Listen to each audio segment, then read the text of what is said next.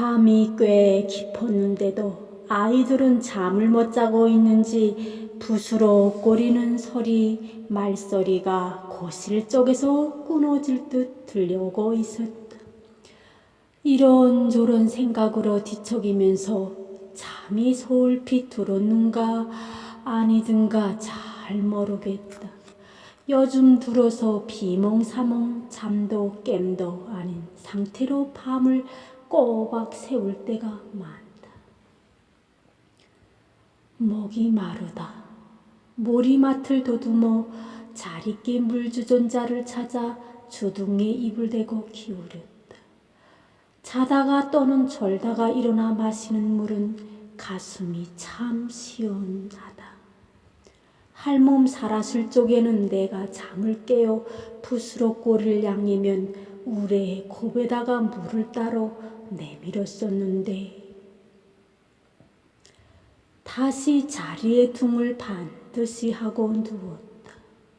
원래 침대에 익숙하지도 않았지만 허리를 다친 사람은 푹신한 침대를 사용해서는 안 된다 하여 종기장판 위에 얇은 모포 한 장 깔고 그 위에 누워서 살아온 세월이 꽤 길다. 아이들은 여전히 잠을 못 자고 들락거리는지 방문 너머 거실 쪽에서는 인기척이 남아있다. 그때 경찰서 안쪽 은밀한 방에서 무수히 두들겨 맞고 고문당하며 곧 죽을 것 같던 상황은 뜻밖으로 쉽게 풀려졌다. 아니, 단순히 다행이라고 여기기에는 너무나 어처구니 없는 이유로 나는 목숨이 위태로울 정도로 애꿎은 폭력을 당했고 죽음 직전에 그 지역으로부터 가까스로 놓여놨다.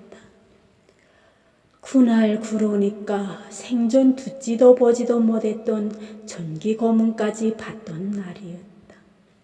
모진 고문에 얼마 동안인가 까무룩 정신을 놓았다가 깨어났을 때 나는 종합병원 덕방 입원실 침대 위에 있었다. 침대 옆에는 존댓말을 하다가 갑자기 욕설을 퍼붓던 퉁퉁한 얼굴이 사나이가 으뜨가니 서 있었다. 나는 화들짝 놀랐다. 이번엔 또 무슨 못된 짓을 하려는가. 그런데 자세히 보니 그의 얼굴은 종전이 그 우기양양하면서도 저소가 가득 찬 그런 얼굴이 아니었다. 완전히 중재를 짓고 어쩔 줄 몰라 하는 초라한 표정으로 양손을 앞에다 모으고 서 있던 그는 내가 깨어나자 침대로 바투 다가와 손을 잡았다. 아이고, 김 선생님, 괜찮으십니까? 이제 정신 좀 드셨습니까?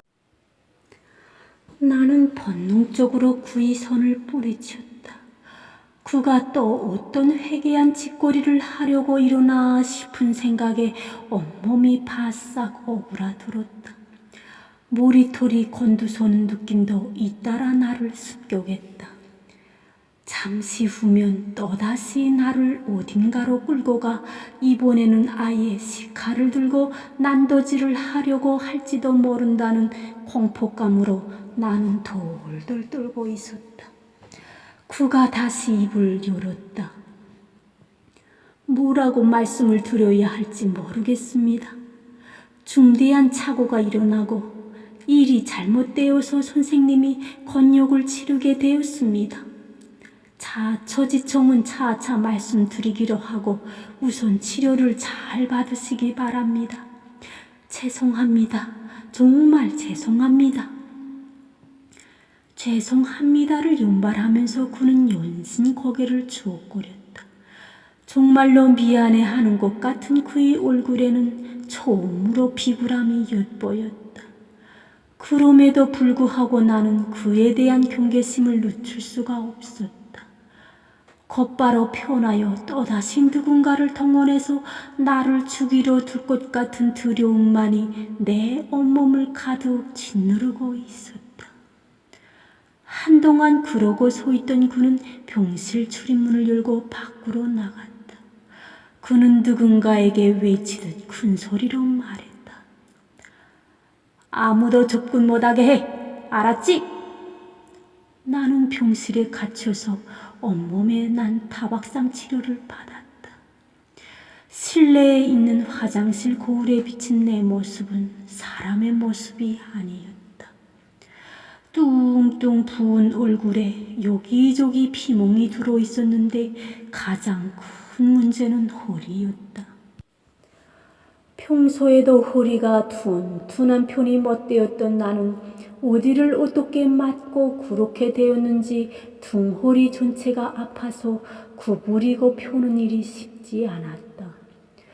통증을 호소하는 내게 담당 간호사는 뜨거운 물이 담긴 팩으로 찜질을 열심히 해주었지만 고통은 쉽게 가라앉지 않았다. 퉁퉁한 얼굴이 사나이는 아침 저녁으로 병실을 드나들었다. 과일을 사가지고 오기도 했고 며칠이 지난 다음에는 통닭을 사들고 오기도 했다. 그가 뒷얼굴을 내밀 때마다 나는 가슴이 쿵 하고 내려앉을 만큼 크게 놀랐다. 그에 대한 두려움은 거의 반사적이었다. 병실 문은 2명의 경찰이 밤낮으로 지켜서서 병원 직원 이외에는 아무도 드나들지 못하도록 통제하고 있었다. 퉁퉁한 얼굴이 사나이는 병실을 나갈 때마다 철저한 군무를 독려했다.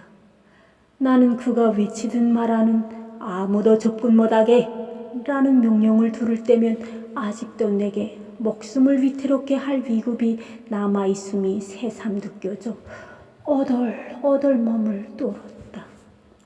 병상에서 지낸 지 일주일쯤 지났을 무렵이었다. 화장실 거울에 비친 내 모습이 제법 벌레의 모습으로 되돌아오고 있었다. 그날은 퉁퉁한 얼굴이 사나이가 커다란 무궁화가 수두룩한 계급장과 함께 왼쪽 가슴에 휘장을 주렁주렁 달고 있는 정복 차림의 중년 남자와 함께 나타났다. 퉁퉁한 얼굴이 사나이 손에는 화려하게 꽃을 피운 샛노란 국화다발이 들려 있었다. 얼마나 고생이 많으셨습니까? 정복이 중년 남자는 내 손을 잡으면서 진지한 낯빛으로 말했다. 나는 잔뜩 경계하는 몸짓으로 고개를 한번 꾸덕 숙이고는 시선을 떨어뜨리고 있었다. 그의 휘황한 옷차림이 또 다른 힘으로 나를 주눅들게 했다. 대공일을 하다 보면 종종 이런 실수를 할 때가 있습니다. 선생이 당한 일이야 개인적으로 보면 얼마나 억울을 하시겠습니다만 어쩌다가 분단 국가에서 태어난 숙명 때문이었다. 그렇게 생각하십시오. 충분치는 않겠지만 선생의 희생을 보장해 줄 수 있도록 당국도 애를 쓰겠습니다. 나는 처음부터 그가 하는 말을 잘 이해하지 못했다. 내가 치도곤을 당한 일이 왜 분단 국가에서 태어난 숙명이 되어야 하는지, 보상받아야 할 무슨 희생이 되는지 도통 알 수가 없었다. 다만 나는 꽤 높은 사람인 듯이 여겨지는 그의 방문과 따뜻한 위로의 말로 인해 어쩌면 이제는 살아나갈 수 있겠다는 희망만을 어렴풋이 느꼈을 따름이었다. 그날 그가 돌아가고 난 다음 다시 찾아온 퉁퉁한 얼굴이 사나이로부터 비로소 나는 내가 오는 날 느닷없이 잡혀와 짐승처럼 얻어맞고 고문당한 일이 자청지청을 들을 수 있었다. 북한의 지령을 받아 움직이는 친북 지하 조직에 참여한 어떤 핵심 인사가 수년 전부터 위조한 내 주민등록증을 갖고 다니면서 활동을 했다는 것이었다. 그를 쫓던 대공수사기관에서 신분을 확인해 보니 그게 나였고 곧바로 체포해 신문을 했다는 것이 그의 설명이었다. 그러나 우리 집을 압수수색하여 샅샅이 뒤졌는데도 아무런 증거가 나오지 않은 데다가 나를 취조하던 중에 마침 진범이 따로 잡힘으로써 내가 무고하다는 것이 뒤늦게 밝혀졌다는 어처구니 없는 이야기였다. 마침 그놈이 잡혀서 다행이었지 선생님께서는 정말 개죽음을 면치 못하거나 한참 더 고생할 뻔했습니다. 퉁퉁한 얼굴의 사나이는 마치 인심이라도 쏘는 듯이 말했다. 구중 나는 풀려나오는 일만 가지고도 오직 감지독지할 따름이어서 구이 그런 태도조차 고맙게만 여겨졌다. 그러구려 나는 철물곤제상에서 작업복을 입은 채로 잡혀간 지 거의 보름 만에 집으로 돌아왔다. 가족들은 내가 도대체 어디에서 무슨 일을 당했는지 궁금해했지만 나는 아무 말도 할 수가 없었다. 퉁퉁한 얼굴이 사나이는 나를 놓아주던 날 병실에서 엄청난 제의를 해왔다. 아니 그것은 제의라기보다는 무시무시한 협박이라고 해야 맞을지도 모른다. 김장수 선생, 제 이야기 잘 들으십시오. 지금까지 경찰에서 있었던 일은 무덤에 갈 때까지 비밀로 해야 합니다.